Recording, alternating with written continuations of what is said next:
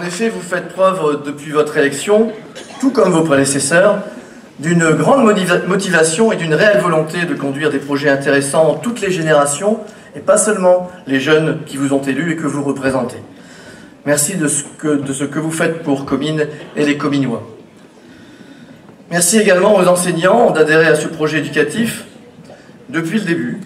Merci aux parents qui acceptent les contraintes que le mandat de leur enfant impose. Merci enfin aux élus et tout particulièrement à Laetitia Marin, conseillère municipale déléguée au Conseil municipal des jeunes, et aux 3 élus qui l'accompagnent. Merci également au service jeunesse pour leur investissement et la qualité de leur travail qui permettent au CMJ de fonctionner parfaitement. Comme je viens de vous le dire il y a quelques instants, la cérémonie des vœux se déroule pour la première fois à l'IS Arena, qui a été officiellement inaugurée en septembre dernier. Pour ceux qui n'auront malheureusement pas pu assister à cette manifestation particulièrement festive et conviviale, je rappelle que la salle Aragon, construite en 1978, était autrefois une salle de sport. Il était urgent de doter Comines d'une véritable salle des fêtes. La réalisation d'un nouveau complexe culturel dans le cadre de l'aménagement des délaissés SNCF, comme cela a été envisagé un temps, n'était plus possible car cela aurait impliqué des délais bien trop importants. Par délai important, j'entends par là au moins une dizaine d'années, voire davantage, car ce projet du délaissé SNCF, même s'il est très complet, même si les efforts de la municipalité sont constants, ce projet avance à l'allure d'une tortue rhumatisante et donc, vous l'avez compris, un peu trop lentement à mon goût. Il n'aboutira malheureusement pas d'ici la fin de la mandature, voire même de la suivante. L'équipe municipale a donc décidé, non pas de rénover la salle Aragon, mais de faire réaliser un nouvel équipement, mieux agencé, mieux adapté, plus performant et surtout résolument tourné vers l'avenir, sur les bases conservées de la salle Aragon, c'est-à-dire à peu près les murs et le toit. Ce nouveau complexe baptisé l'IS Arena, en référence à la rivière qui traverse de part en part et structure notre territoire, et aux différentes activités tant festives que culturelles qui y sont d'ores et déjà organisées. Il comprend la grande salle où nous sommes en ce moment, qui a conservé le nom de salle Aragon, auquel les Cominois sont très attachés, et qui, comme par le passé, peut accueillir jusqu'à 600 personnes assises. L'ancienne bibliothèque Georges de Halloween, qui est devenue une seconde salle, plus petite, utilisable simultanément et de manière autonome. Elle a pris le nom de Pierre Allard, qui était autrefois attribué à la mezzanine. Le reste du rez-de-chaussée est quant à lui devenu un vaste bar, clair et lumineux, qui accueille lui aussi une cuisine ou une salle de réchauffe, indispensable pour pouvoir servir des repas chauds. À l'étage, c'est un auditorium de 183 places, accessible aussi par ascenseur, et non par tous, qui a été aménagé. Il peut accueillir des spectacles ou des concerts, mais on peut également y projeter des films ou encore y organiser des conférences. Cet auditorium, qui sera inauguré officiellement le 7 février prochain, portera le nom de Jean Micot. Jean Micot est un pianiste de renommée internationale, considéré comme un des plus grands interprètes de la musique romantique et qui nous fait l'honneur d'être cominois depuis plusieurs années. J'en profite d'ailleurs pour vous inviter toutes et tous au concert exceptionnel que donnera M. Micot à l'occasion de cette inauguration le soir du 7 février à 17 h. N'oubliez pas de réserver, les places sont comptées.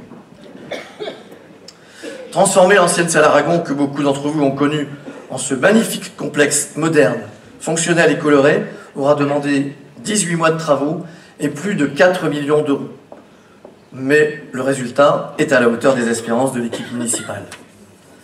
Ce nouvel équipement permettra de créer progressivement une véritable synergie avec le Nautilus et avec la médiathèque du Carin, qui a été inaugurée il y a tout juste un an et qui a maintenant trouvé son rythme de croisière. La polyvalence, la souplesse d'utilisation et la grande adaptabilité de ces équipements, qui étaient le cœur de la commande du conseil municipal, sont désormais autant d'atouts qui, je ne crains pas de le dire, permettent à l'IS Arena de figurer parmi les équipements festifs et culturels de tout premier plan de la vallée de la Lys. Avant de faire un rapide tour d'horizon des réalisations les plus marquantes des derniers mois et de celles programmées, je souhaite évoquer ce soir avec vous l'avenir du collège Philippe de Comines. Vous le savez sans doute, en 1981 est créé le réseau de réussite scolaire, modifié par les circulaires de 1990 et de 1997. Le collège Philippe de Comines faisait partie de ce réseau de réussite scolaire, ce qui lui permettait de bénéficier de conditions spécifiques plus favorables à la réussite des élèves, et cela donnait des résultats très encourageants. Contre toute attente, et sans aucune concertation, l'Éducation nationale a fait savoir en novembre dernier que le collège, ainsi que les écoles associées de Comines, mais aussi de Dolémont, Verviers-Sud et Quesnoy-sur-Dole, sortiraient de ce dispositif à compter de la rentrée prochaine. J'ai alors immédiatement organisé, en collaboration avec notre député Marc-Philippe Daubresse, notre conseiller général Jacques Houssin, Brigitte Axtruc et les maires des communes concernées, une conférence de presse pour faire connaître notre mécontentement devant une décision aussi incompréhensible. Nous nous sommes également accordés sur une motion à faire voter chacun dans nos communes respectives, demandant à monsieur le recteur d'académie de réintégrer le collège Philippe de Comines dans ce que deviendra, à partir de 2015, le réseau éducatif prioritaire. Malgré cela, malgré les actions des enseignants et des parents d'élèves, malgré la mobilisation des élus, la décision de retirer le collège public de Comines du réseau de réussite scolaire est pour l'instant maintenue, ce que je regrette vivement.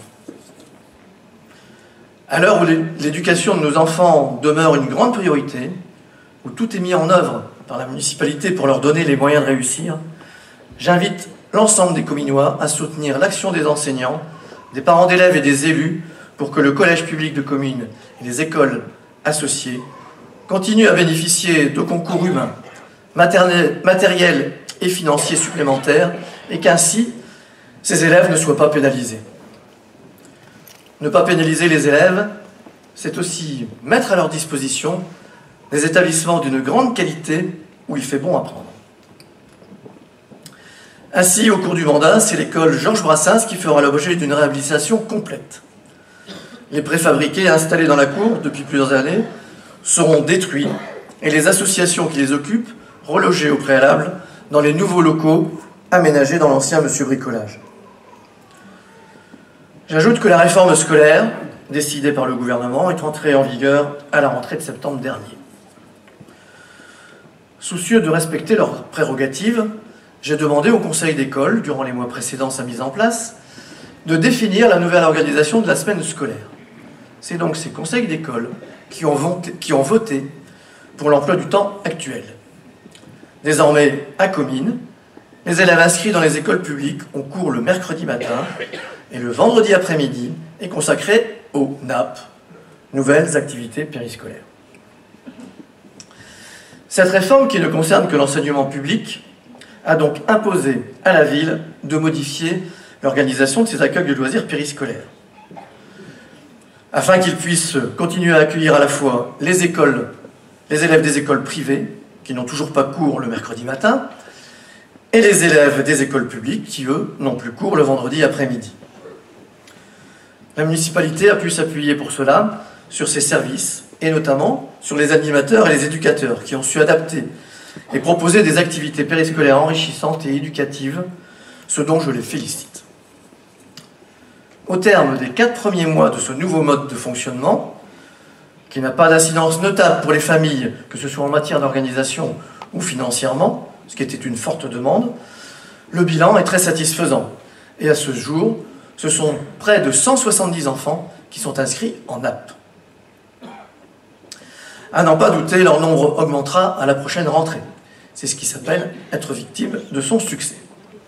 Néanmoins, je rappelle que ces NAP, imposées par le gouvernement, sans compensation à hauteur de l'investissement, coûtent plus de 400 € par élève, déduction faite du fonds d'amorçage.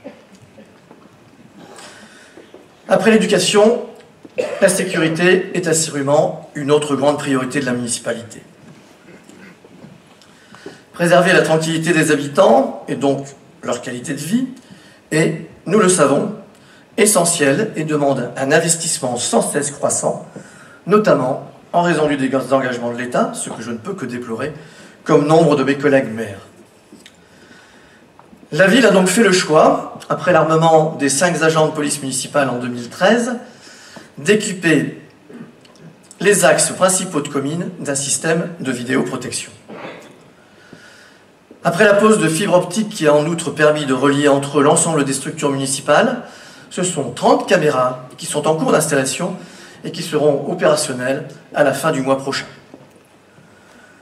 Ce système, qui couvre les bâtiments municipaux et les grands axes de fuite pour les délinquants, permettra de fournir des images et donc de précieux renseignements à la police nationale lorsque les enquêtes seront diligentées. La ville a touché de l'État, dont les services ont participé à la conduite de ce projet, une subvention d'environ 100 000 € pour un investissement total de 250 000 €. Cette vidéoprotection nous a permis de joindre non pas l'utile à l'agréable, mais au durable. Car au lieu d'installer des caméras reliées au serveur par un flux Wi-Fi, nous avons privilégié la pose de fibre optique, ce qui permet, outre l'acheminement des images, de relier nos bâtiments municipaux à l'hôtel de ville, et ainsi générer un confort pour les services et une économie notamment au niveau des abonnements téléphoniques.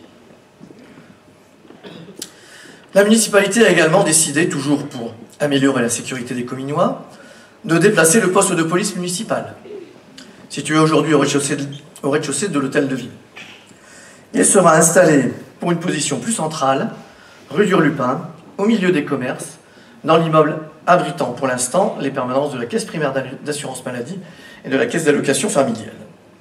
Les travaux d'aménagement de ces nouveaux bureaux devraient débuter sous peu et être terminés pour la fin de l'année.